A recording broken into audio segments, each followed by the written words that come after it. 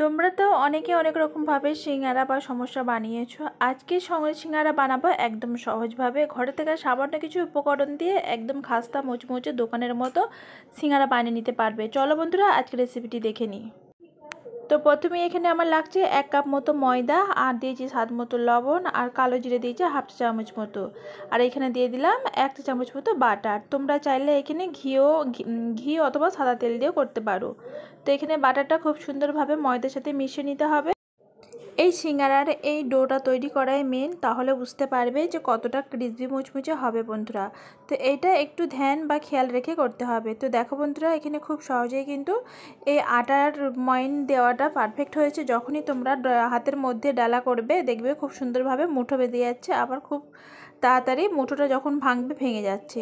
তো এখানে অল্প অল্প একটু পানি দিয়ে সুন্দর ডো তৈরি করে নেব। এটা নর্মাল পানি, আর এই ডোটা একটু শক্ত মতো করবে, তাহলে দেখবে একদম রেখে দেওয়ার পরে আর একটু নরম হয়ে যাবে। তো এইভাবে আমি ডোটা তৈরি করে নিয়ে 10 মিনিটের জন্য রেখে দেব।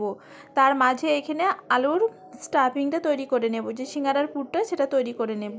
তো এখানে সিদ্ধ করে রাখা আলু আগে থেকে আমি করে নিয়েছি। একটা কড়াই বসিয়ে দিচ্ছি গ্যাস চুলার মধ্যে, 1 চা চামচ মতো রান্নার তেল দিলাম, তেজপাতা একটা, আর 5 ফোড়ন দিয়েছি, আর দিয়েছি একটা ছোট সাইজের পেঁয়াজ, আর সাথে দিয়ে দিলাম একটু হিংটা দিলে একটা সুন্দর ফ্লেভার আছে, হাতের কাছে থাকলে অবশ্যই দিতে পারো।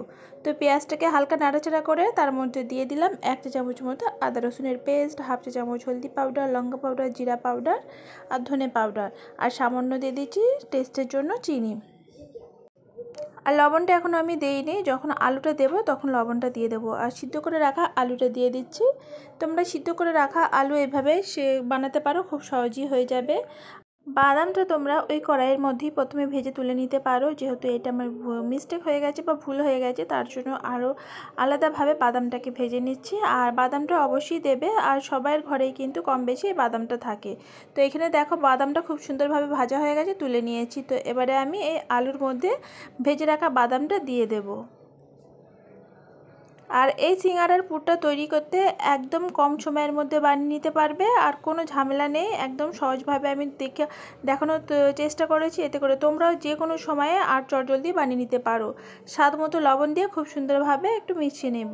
আর এখানে এই পুরটা তৈরি করতে আর বেশি সময় লাগবে না, 2-3 মিনিট মতো সময় লাগবে, তাহলে এই পুরটা তৈরি হয়ে যাবে। তো এখানে দেখো বন্ধুরা, একটু ভালো করে মিশিয়ে নিয়েছি। আর এই তো এখানে আমার সিঙ্গারার পুরটা তৈরি হয়ে গেছে। তো ঠান্ডা করার জন্য সাইডে রেখে দেব। আর এখানে দেখো খুব সুন্দরভাবে সিঙ্গারার ডোটা তৈরি হয়ে গেছে, আর আগে থেকে আর একটু নরম হয়ে গেছে। তো এবারে আমি এখান থেকে মেখে নেব প্রথমে, তারপরে ছোট ছোট করে লই কেটে নেব। তো এই তো দেখো বন্ধুরা, একটু লম্বা করে করে নিলাম, এবার ছোট ছোট করে আমি কেটে নেব। এটা লুচির যে আমরা লইটা কাটি তার থেকে একটু বড় করে কেটে নিতে হবে, যেহেতু এইটা সিঙ্গারা বানাচ্ছি। একদম পাতলা হলে ওপরের স্কিনটা খেতে ভালো লাগবে না, একটু মিডিয়াম করলে বেশি ভালো লাগবে। তো এখানে শুকনো আটা দিয়ে সুন্দরভাবে আমি বেলে নেব।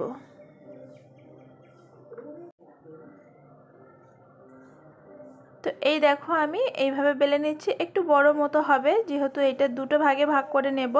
তো একটু বড় করে বেলে নিয়েছি। এবারে একটা চাকুর সাহায্যে আমি মাঝখান দিয়ে কেটে নিলাম, দুটো ভাগ করে নিলাম। অনেক বন্ধুরাই আছো সিঙ্গারার শেপটা বুঝতে পারো না বা করতে পারো না। এই সিঙ্গারার শেপটা আমার শাশুড়ি মায়ের কাছ থেকে শেখা বন্ধুরা, অনেকে। আমিও কিন্তু আগে পারতাম না কিভাবে করতে হয়। তো যাই হোক, ওনার কাছে আমি শিখেছি, আর সেটাই তোমাদের কাছে শেয়ার করলাম। এটা প্রথম আমার শাশুড়ি মা বানিয়েছিল, উনি এখন নেই আমাদের সাথে। যাই হোক, তো এখানে দেখো বন্ধুরা, আমি দিয়ে দিলাম এইখানে সিঙ্গারার পুরটাকে। এবার দেখো কিভাবে সিঙ্গারাটাকে তৈরি করবে। খুব সহজেই কিন্তু এই সিঙ্গারা শেপটা দিয়ে নিতে পারবে। আর ওপর থেকে একটু পানি দিয়ে দিতে হবে, নাহলে ভাজার সময় এই মুখটা খুলে যাবে। অবশ্যই এই কাজটা করে নিতে হবে।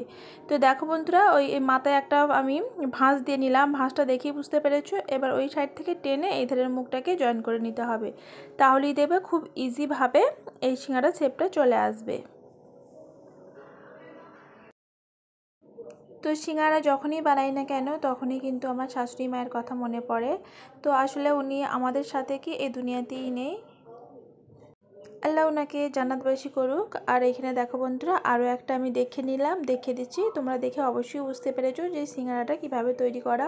খুবই সহজ, এখনও অবধি যে বন্ধুরা বানাওনি তোমরা চাইলে এইভাবে বানাতে পারো। আর এটা খুব সহজেই তৈরি করেছি, আর হুবহুব খেতে কিন্তু দোকানের মতো কোনো অংশে কম হয়নি। আর অনেকটা ক্রিসপি মুচমুচে, তোমরা এই সিঙ্গারাটা বানিয়ে অনেকক্ষণ পর্যন্ত রেখে দিতে পারবে। আর তোমরা চাইলে এইভাবে সংরক্ষণও করতে পারো। তো এখানে দেখো বন্ধুরা সব সিঙ্গারাগুলো আমার তৈরি হয়ে গেছে। তো এবার ভেজে নেব। তো ভেজে নেবার জন্য পরিমাণ মতো তেল দিয়ে দিচ্ছি। আর তেলটা হালকা গরম অবস্থাতেই এই সিঙ্গারাগুলো দিয়ে দেব। অতিরিক্ত গরম অবস্থায় সিঙ্গারা দেবে না, তাহলে দেখবে সিঙ্গারাটা মুচমুচে হবে না গো, খুব দ্রুত ভাজা হয়ে যাবে আর কাঁচা কাঁচা ভাব রয়ে যেতে পারে। আর এই সিঙ্গারাটা যত মিডিয়াম টু লো ফ্লেমে ভেজে নেবে ততই সুন্দর কিন্তু হবে। আর ওপরের লেয়ারটা অনেকটা মুচমুচে তৈরি হবে। তো এখানে গ্যাসের ফ্লেমটা লোতে রেখে আমি এই সিঙ্গারাগুলোকে ভেজে নেব। তো আমার বন্ধুরা 450 ইউটিউব ফ্যামিলি হয়েছে, তোমাদেরকে জানাই অসংখ্য ধন্যবাদ। এইভাবেই আমার পাশে থেকো। আর আমার ভিডিও দেখার শেষে একটা অনুরোধ রইল, প্লিজ বন্ধুরা একটু লাইক করে দিও। আর পারলে একটা ছোট্ট কমেন্ট করবে, তাহলে অনেক বেশি খুশি হব। কে কোথা থেকে কমেন্ট করছো, কমেন্ট তোমাদের পড়তে অনেক অনেক বেশি ভালো লাগে। অনেক বন্ধুরা অনেক সুন্দর সুন্দর কমেন্ট করেছো। আর এই ধরনের রেসিপি পেতে চ্যানেলটিকে সাবস্ক্রাইব করার অনুরোধ রইল। আর এইখানে দেখো বন্ধুরা খুব সুন্দরভাবে সিঙ্গারাগুলো ভাজা হয়ে গেছে। তো আমি তুলে নিচ্ছি। তোমাদের 100% গ্যারান্টি দিতে পারি যে এই সিঙ্গারাটা তোমরা যদি বানাও কোনো রকমভাবে ফেল হবে না। তো এখানে সিঙ্গারার কালারটা কতটা সুন্দর এসেছে দেখো। এইভাবে তোমরা চায়ের সাথে গরম গরম মুড়ির সাথে বা খেতে সিঙ্গারাটা ভীষণ ভালো লাগবে। আমরা সন্ধ্যায় যদি মুড়ির সাথে অনেকেই সিঙ্গারা খেতে পছন্দ করে অথবা চায়ের সাথে। আর এখনকার হচ্ছে সিঙ্গারা খাবে চাটনির সাথে। এখানে মিঠে চাটনি নিয়েছি আর একটা নিয়েছি পুদিনার চাটনি। পুদিনার চাটনি বা মিষ্টা চাটনি দিয়ে খেতেও কিন্তু ভীষণ সুন্দর লাগে।